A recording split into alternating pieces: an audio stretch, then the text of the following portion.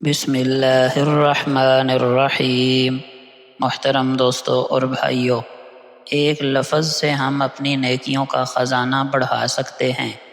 حضرت عمران ابن حسین رضی اللہ عنہ سے روایت ہے کہ ایک شخص نبی اکرم صلی اللہ علیہ وسلم کی خدمت میں حاضر ہوا اور کہا السلام علیکم۔ آپ نے جواب دیا اور فرمایا 10 نیکیاں۔ پھر دوسرا شخص آیا اور کہا السلام علیکم ورحمۃ اللہ۔ آپ نے جواب دیا اور فرمایا 20 نیکیاں۔ پھر تیسرا شخص آیا اور کہا السلام علیکم ورحمۃ اللہ وبرکاتہ۔ آپ صلی اللہ علیہ وسلم نے جواب دیا اور فرمایا 30 نیکیاں۔ دوستو، اسلام کا سلام صرف ایک لفظ نہیں بلکہ نیکی ہے، عبادت ہے۔ یہ محبت، امن اور رحمت کا پیغام ہے۔ نبی اکرم صلی اللہ علیہ وسلم نے ہمیں بتایا ہے کہ سلام کے 3 درجے، ہر درجے کے ساتھ نیکیوں کی مقدار بڑھ جاتی ہے۔ صرف السلام علیکم پر 10 نیکیاں، ورحمۃ اللہ کے اضافے سے 20 نیکیاں، وبرکاتہ کا اضافہ 30 نیکیاں۔ یہ نیکی بغیر کسی محنت کے صرف زبان سے نکلے ایک جملے سے ملتی ہے۔ سلام کرنا صرف الفاظ نہیں بلکہ نیت ہے کہ تم اپنے بھائی کے لیے امن، رحمت اور برکت کی دعائیں کر رہے ہو۔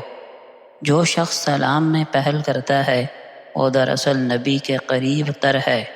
جو سلام کا جواب بہتر انداز میں دیتا ہے وہ اپنے ایمان کی پختگی کا ثبوت دیتا ہے۔ رسول اللہ صلی اللہ علیہ وسلم نے فرمایا تم لوگ اس وقت تک جنت میں داخل نہ ہوگے جب تک ایمان والے نہ ہو جاؤ، اور تم اس وقت تک کامل ایمان والے نہیں ہو سکتے جب تک آپس میں محبت نہ کرو۔ کیا میں تمہیں ایک ایسی چیز نہ بتاؤں کہ جب تم اسے کرو گے تو آپس میں محبت بھی کرنے لگو گے؟ آپس میں سلام کو عام کرو۔ ایک شخص نے رسول اللہ صلی اللہ علیہ وسلم سے پوچھا اسلام کی کون سی خصلت، کون سا عمل بہتر ہے؟ آپ نے فرمایا غریبوں کو کھانا کھلانا اور ہر ایک کو سلام کرنا، چاہے تم اسے پہچانو یا نہ پہچانو۔ محترم دوستو، اگر صبح اٹھتے ہی سستی، بے دلی اور غفلت محسوس کرتے ہو تو جان لو کہ یہ شیطان کا اثر ہے۔ بخاری مسلم میں ابو ہریرہ رضی اللہ عنہ کی روایت ہے کہ نبی کریم صلی اللہ علیہ وسلم نے فرمایا جب کوئی شخص سو کر اٹھے اور پھر وضو کرے تو 3 مرتبہ ناک جھاڑے، کیونکہ شیطان رات بھر اس کی ناک کے نتنے پر بیٹھا رہتا ہے۔ مطلب یہ ہے کہ سستی اور غفلت پیدا کرتا ہے۔ دوستو، جب انسان وضو کرتا ہے اور اس میں یہ عمل کرتا ہے تو وہ جسمانی طور پر تازہ اور روحانی طور پر پرسکون ہو جاتا ہے۔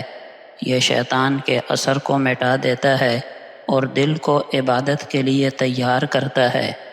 جو بندہ صبح صبح طہارت اور ذکر سے دن کی ابتدا کرتا ہے، اللہ تعالیٰ اس کے دن میں برکتیں عطا فرماتا ہے۔ نبی کی سنتوں میں ہی زندگی کی تازگی اور شیطان سے حفاظت ہے۔ ابو ہریرہ رضی اللہ عنہ فرماتے ہیں کہ میں نے رسول اللہ صلی اللہ علیہ وسلم کو فرماتے ہوئے سنا قیامت کے دن میری امت کو وضو کے نشانات کی وجہ سے چمکدار، سفید چہرے، سفید ہاتھ پاؤں والوں کی حیثیت سے پکارا جائے گا۔ لہٰذا جو شخص تم میں سے اپنی چمک کو بڑھا سکتا ہے اسے بڑھانا چاہیے۔ اللہ پاک ہم سب کو ان احادیث طیبہ سے اپنی زندگیوں کی راہیں آسان بنانے کی توفیق عطا فرمائیں۔ آمین۔